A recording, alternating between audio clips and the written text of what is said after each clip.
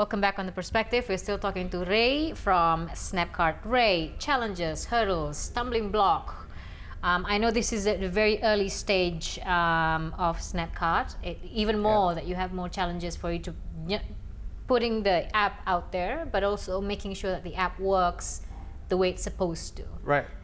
So I'll just separate it into three different factors. One is, of course, the technology.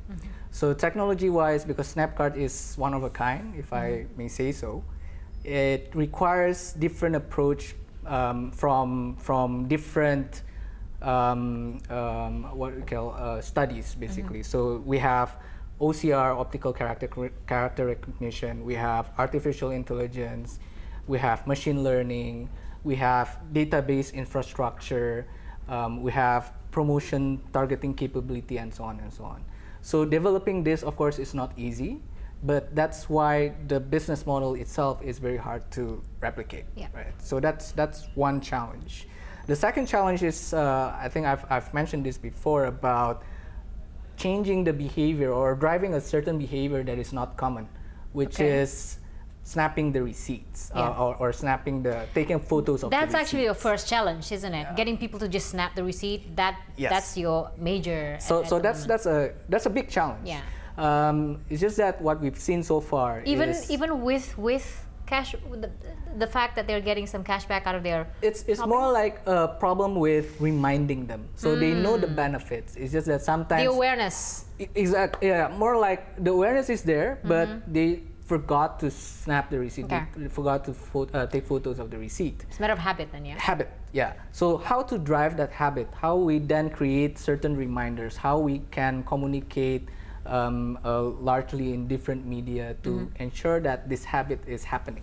So that's the second big challenge, right? The third challenge is the infrastructure itself. What I mean by infrastructure is it's not just about connectivity of 3G or 4G in Indonesia, but also about the fact that in Indonesia in particular, the formats of the receipts are quite different from one chain to another. Even within one chain, the different format exists.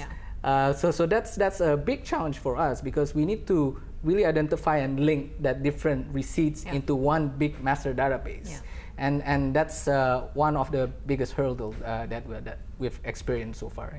And Snapcart is available both on Play Store and soon to be in iOS. Now it's on Android. So right now it's Android, because we believe that the biggest usage is Android for now when it comes to smartphones. But due to popular demand, then we're launching iOS very, very soon. Okay. And you're working, you mentioned earlier on the sidelines, over 40 brands that you're working at the moment. Of course, you're looking to expand this brand. What do you think, what kind of behavior do you think your brands would seek from the consumers? What kind of behavior they would expect to see changed or adjusted or remain with their consumers? So I think, of course, the hope from every brand is always about trying to increase their market share, right? So more people buying their product in a more frequent manner, enlarge their basket size, and so on. But I think what's missing, in particular in this region, is the fact that shoppers are usually multi-sourcing. And when they multi-source, it's very hard for you to analyze the data from a shopper point of view if you only work with just one chain. So that platform that can actually see the overall journey of shopping in Indonesia is not yet available, and that's what's missing, and that's what we're trying to tackle. And we even can pass through that data in a very real-time manner. Right? So that's what is the great benefit, what the brands are looking for right now. Okay. All right, we're going to go for a short break before we get to our last segment, where we talk about the direction of Snapcart and a little bit more.